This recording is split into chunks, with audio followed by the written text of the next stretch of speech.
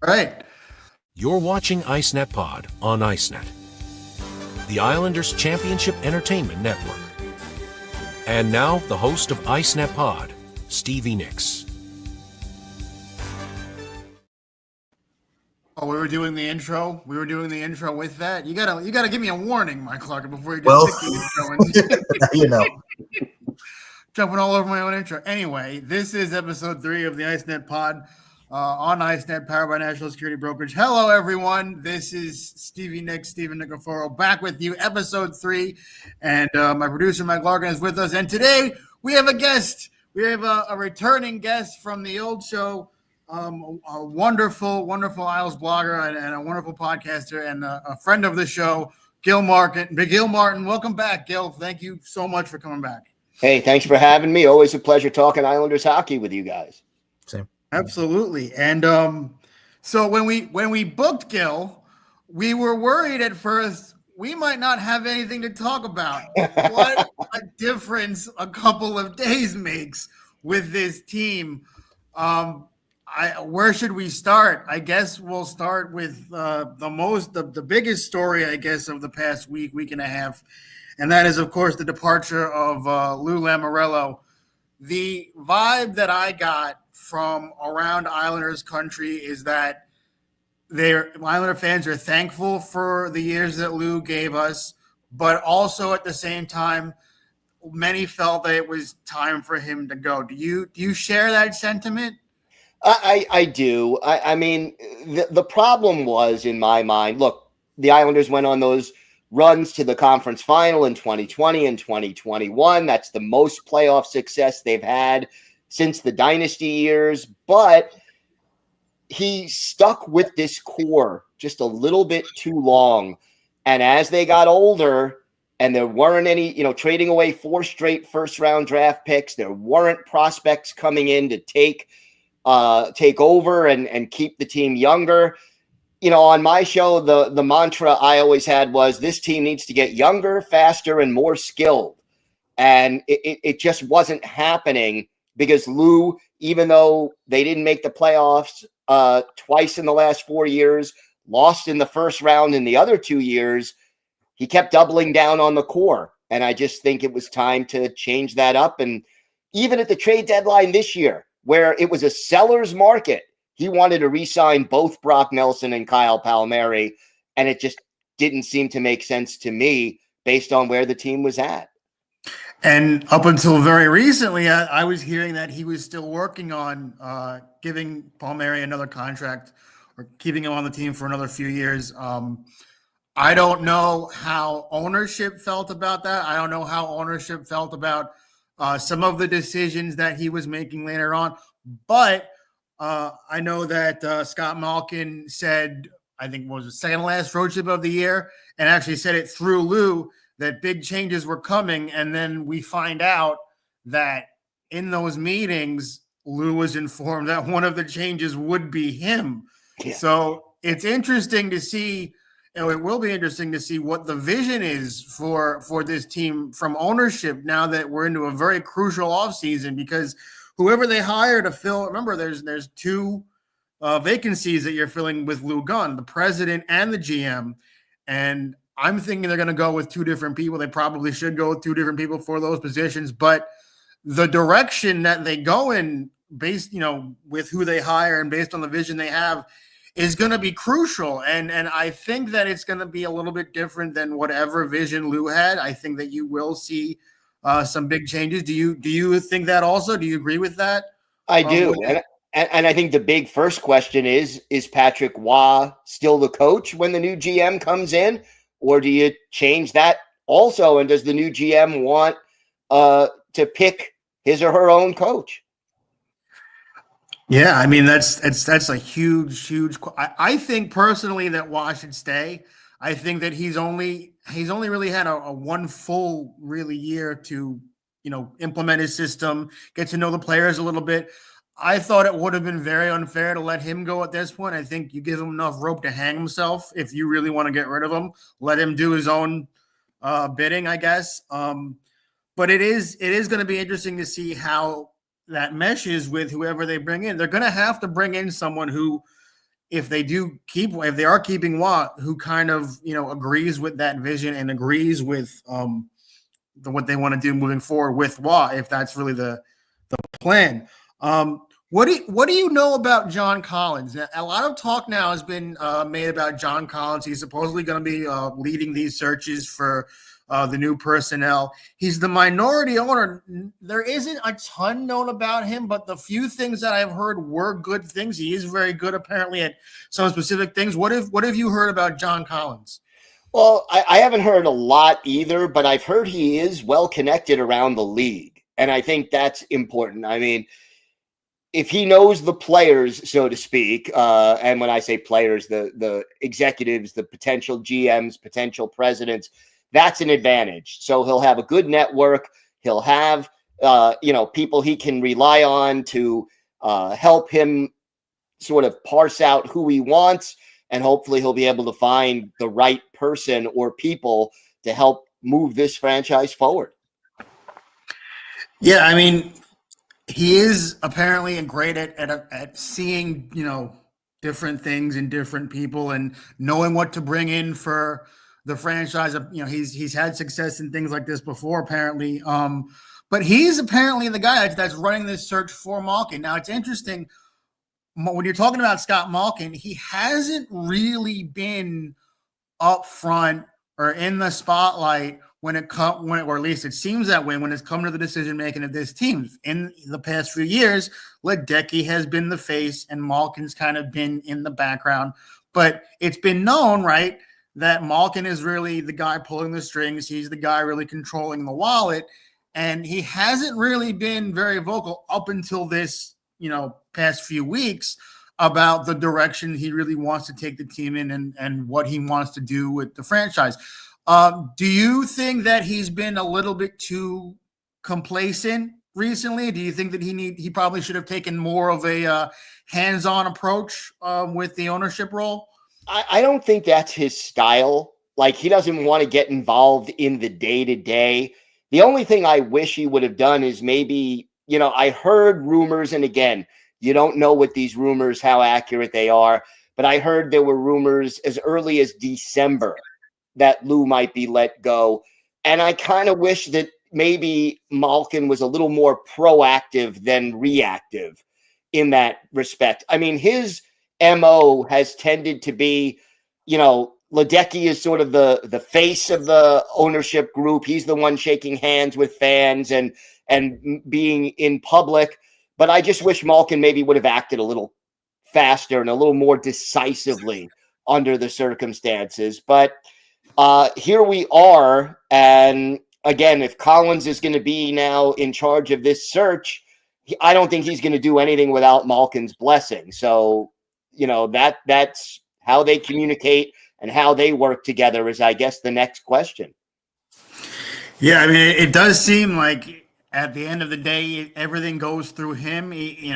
More so than Ledecky. It really does seem that way, and that includes everything up and down the line, going all the way from the top general manager positions, all the top front office positions, all the way down to things like the radio. Right? I mean, he even has to sign off on things like that, and that was what a huge debacle, I would say. The radio situation became, especially a day after the Lou news. Just what was your just general reaction when you heard they were letting go of King and Picker and also divorcing from Hofstra Radio?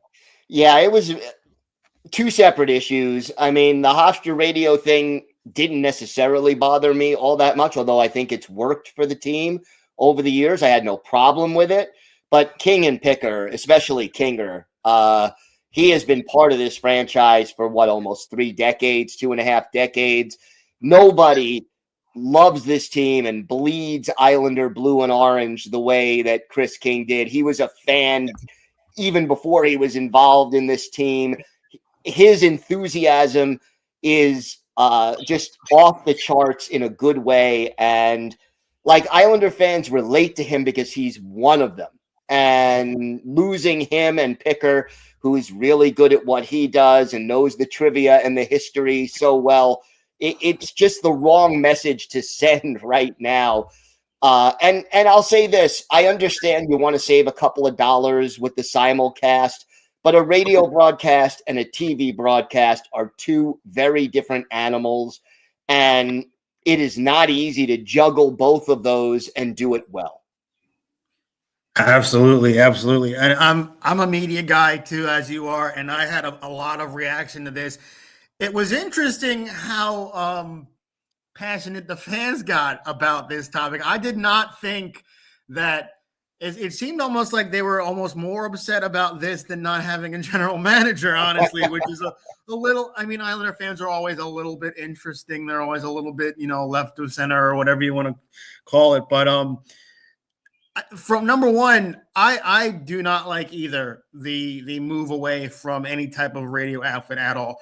I was vocal about this entire situation on X to the point where people were trying to bite my head off.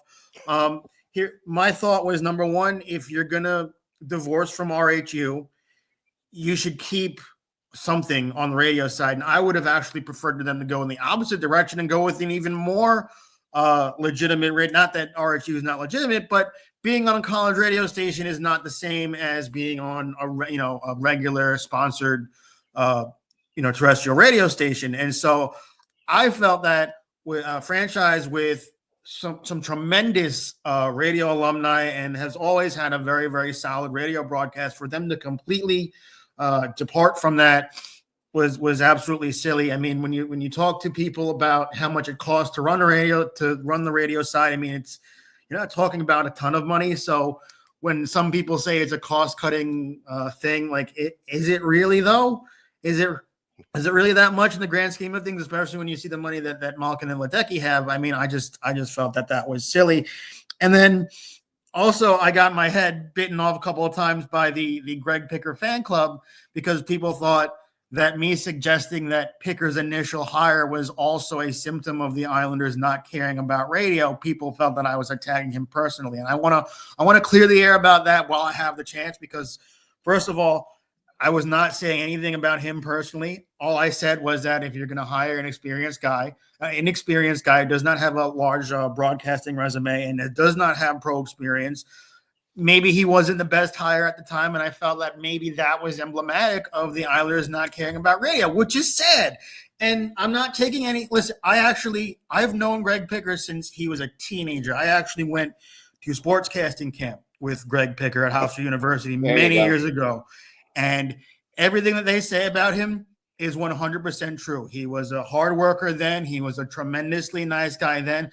No one is questioning any of that. I'm not even questioning him as a person. What I'm questioning is his now former employer's decision to bring in a guy like that, when in the past you've had guys like Bobby Nystrom and Jean Potvin being the color analyst on the radio to go along with guys like, and even a Chris King in that position for a while too.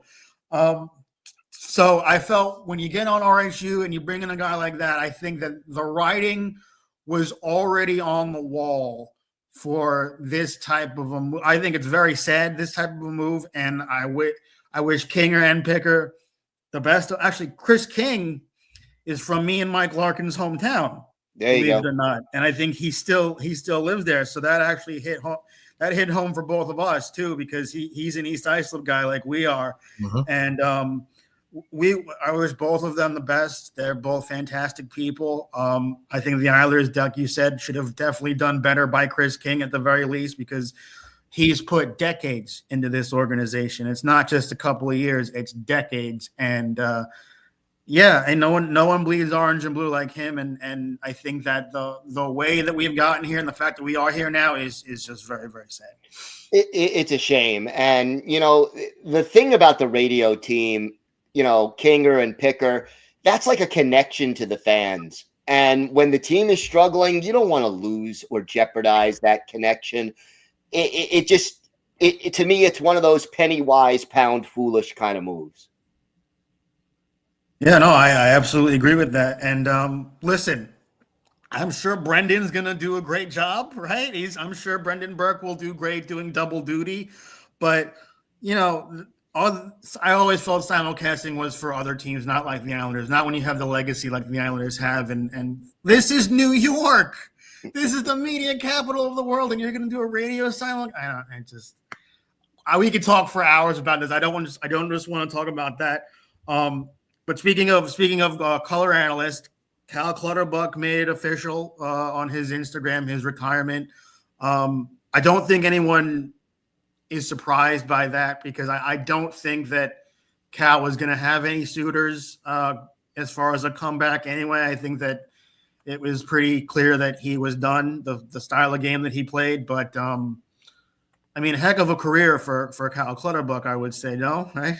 Oh, yeah. I mean, how many fourth-line players play 1,000 games in their career? A guy, the all-time hits leader in the NHL officially, because they didn't obviously keep those stats prior to 20 or so years ago, but just a dedicated player, a leader in the locker room.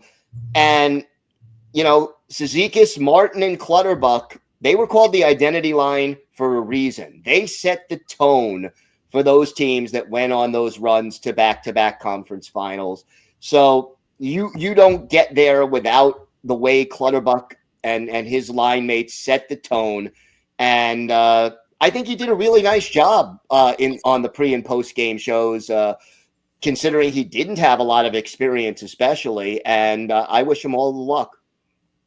Yeah, I mean, it's definitely the end of an era, especially with Matt Martin retiring also. I mean, the Islanders are going to have to like we've been talking about, reestablish their identity and really decide what their identity is going to be moving forward. I certainly hope they try to maintain something in that same vein, because I think it definitely worked for them. And I think that the fans really like that type of style of play, and it's definitely benefited teams that play that way in the last few years. So whoever they bring in to reconstruct this team in whoever's vision, I hope that it is something similar to that, because those guys were, I mean, you look at their fourth line guys, and yet the respect that they have around the league, the recognition they have around the league, there are not many third or fourth line players or lines that can say that. And Cizikas, Martin, Clutterbuck worked together for a very long time too, and they managed to be very effective. So I hope that they try to stay in that same vein.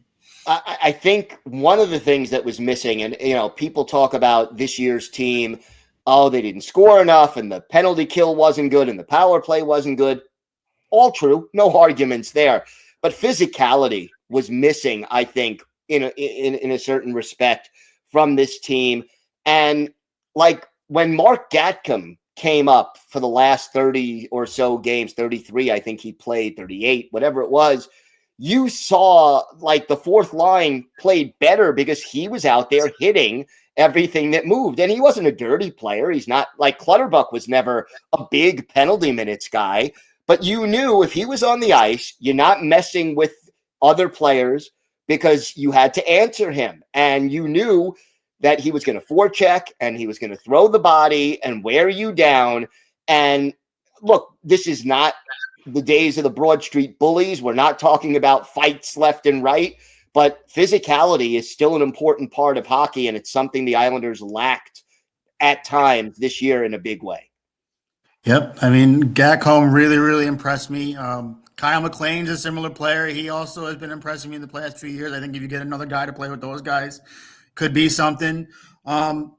People talk about if they're going to go into a rebuild or a retool, and again, the direction of the team, and they talk about the nucleus. All the talk is about, well, they need a nucleus. You got to build around a nucleus if you're going to blah blah blah.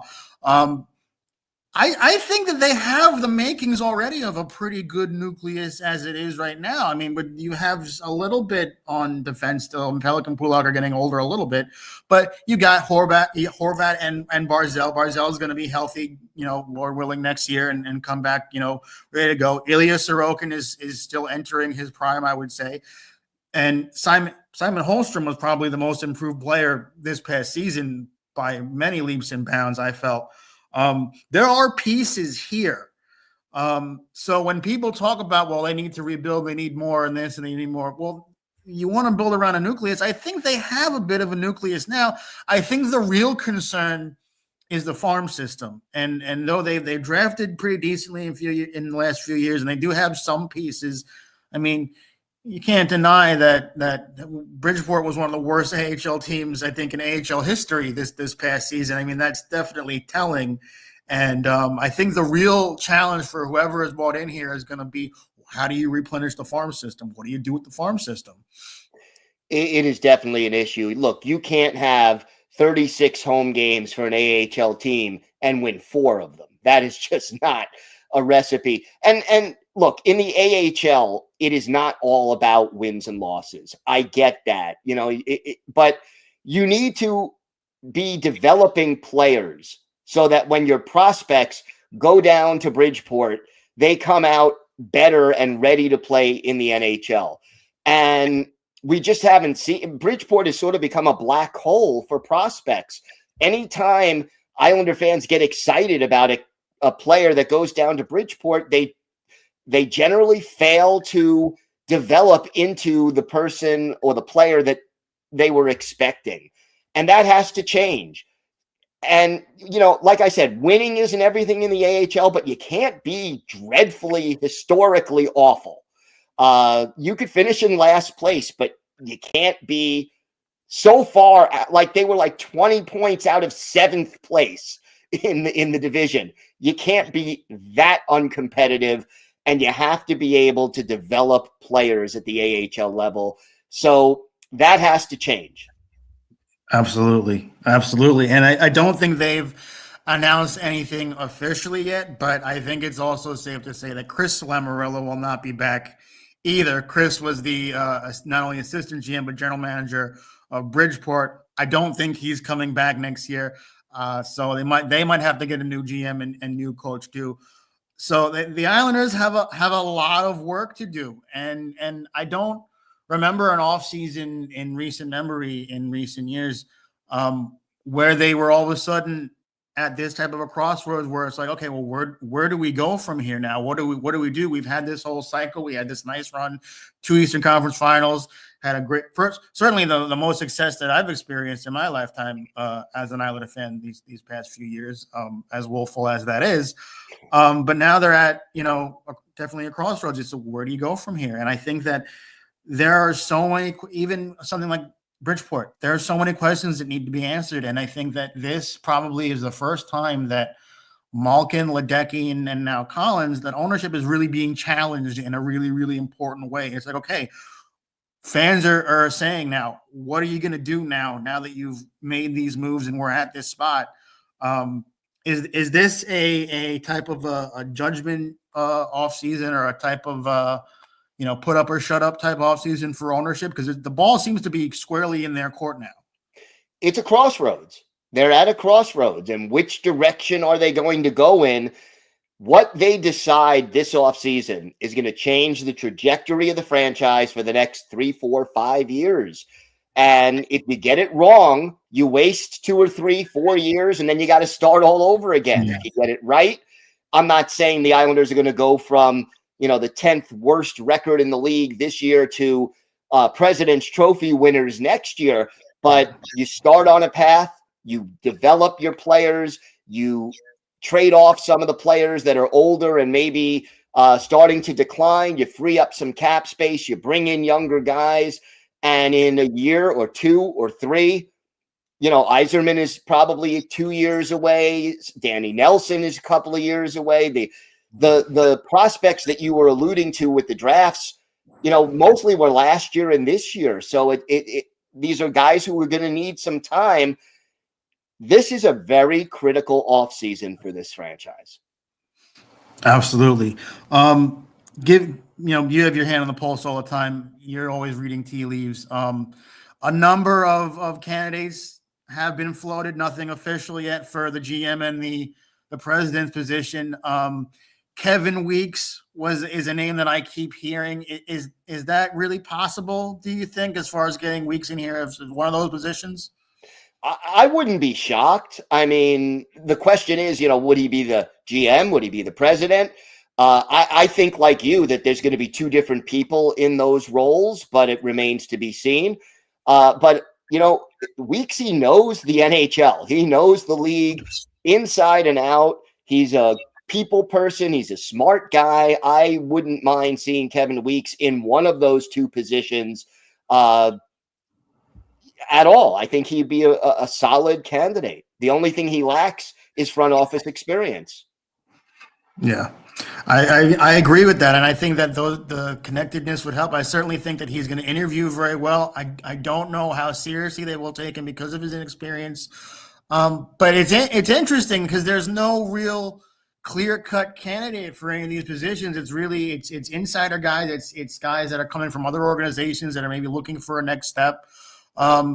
It's interesting. One of the other names that I think that maybe Andrew Gross floated yesterday was the woman Madigan, and I don't know if people were taking that very seriously. I think they saw it as kind of maybe it would be a publicity stunt. Do you think that that's that, or is that maybe is that a serious candidate? I think there are qualified women out there, and she's one of them. Do I necessarily think she's the favorite right now? No. But it's not a token mention. If they're going to interview her, she's got some kind of a shot at getting the job. Because I mean, I think a lot of the trepidation from a lot of fans is without that lack of without the direction, with the lack of direction, and without really having any really sense of where you're going from here. The fear is that the bottom will fall out of this, and it will become kind of a Mickey Mouse kind of a thing. And so I think that a lot of fans, when they hear stuff like that, and they hear, getting rid of the radio guys, the fear is that we're going to go back to the 1990s, and this is going to be, we want fish sticks all over again. And I think that's really what this fan base is so up in arms about, is that they can kind of see that if you make a mistake here, you make a couple mistakes here, you don't push the right buttons, you're in we were talking about before, you're back into a losing cycle. And so I think that's where a lot of this uneasiness from the fan base is coming from, is that not necessarily that they don't support ownership, but they're just uncomfortable because they've never been in this spot with these guys before. Look, this franchise hasn't won a championship now in 42 years. It is more than understandable that fan base is getting impatient. I mean, if you're under 45, you have no recollection of this team, the dynasty years and winning championships. So I get it. And nobody wants to go back to the 90s where Mike Milbury was running this team with a budget of 5 cents. And anytime a player got good, they had to trade him away as soon as his contract was up because ownership wouldn't or couldn't pay him. Or when they had a fraudulent owner who ended up in jail for fraud, you don't want to be like that again. Yeah. So I totally get it, but I do not think that the current ownership is going to let it slide back to that kind of a situation. Me neither. And I do. Here's my impression of Malkin is I do think that he is a results-oriented guy. I think at the end of the day, when he does say something like, big changes are coming this offseason, I think he does mean it. And I don't think that there will be any type of status quo. But, it's New York, so it's put up or shut up, right? You want to put your money where your mouth is, you're going to have to do it. These fans are not, these are not other markets. I think that's kind of another one of the recurring themes here is when you play in New York, doesn't matter what sport, the standards are a little bit different. The fans expect a little bit more. And I think that combined with the uncertainty and the quietness from ownership up until this point creates a situation where Islander fans are like, I hope they don't screw this up. I don't want them to screw this up. So I kind of get it. And I kind of see where this is a very important offseason for them. And I don't know what else to say at this point, except we have to wait and see. Yeah, I mean, the next few weeks are going to be very telling. You want to make a decision soon. You want to make sure your GM is in place well before the draft, well before free agents have to be re-signed. So I would expect within the next 2 to 3 weeks at most, we'll have some news coming down about who the next GM is going to be, and then what happens shortly after that to Patrick Waugh. Yeah, I mean it's definitely a different situation to be in for this team. Um, what have you been doing? What have you got going on lately that we can plug in and talk about for a little bit? I know you're still doing the podcast, which has been fantastic. What else is going on? That's the main thing as far as the Islanders go. Hosting the Locked On Islanders podcast. We got new shows Monday through Friday, and even during the off season, we're going full bore. I'm going to review the roster player by player. We're talking about the GM search and the future of Patrick Waugh, and where this franchise goes from here. So I love it. I love talking Islanders. It's always fun. So it's on YouTube. It's wherever you listen to podcasts, and please like, subscribe, and reach out because I will answer every comment on YouTube, and just I love interacting with Islander fans. I will say Gil is one of the most engaging and one of the most friendliest, and always there to talk, and always, like I said, finger on the pulse. This guy right here. Thank you. I guess that's we've covered it all at this point. Yeah, it's going to be very interesting to see where this team goes from here, and I know you'll be here for all of it. We'll be here for all of it. It's going to be very interesting to watch. Gil, thank you so much for coming on again. We really do appreciate it. Thank you so much. Thanks for having me. Anytime I can do it, guys, I will. Absolutely. And I think the last thing I will add before we go to the outro, folks, like we mentioned, the links will be in the description below this live. It's all about being the best representation of your presentation. And to add on what this one here said, Gil, you always apply your craft in amazing fashion, give great analyze that section of deciphering of the sport. And it's always great to listen. I do subscribe as much as he does, and it's very much appreciative. Y'all check out Gil, check out this fine podcast, and we'll see you in the next episode. Thank y'all so much. Thank you, Gil. Appreciate it. Icenet. Dynasties live here.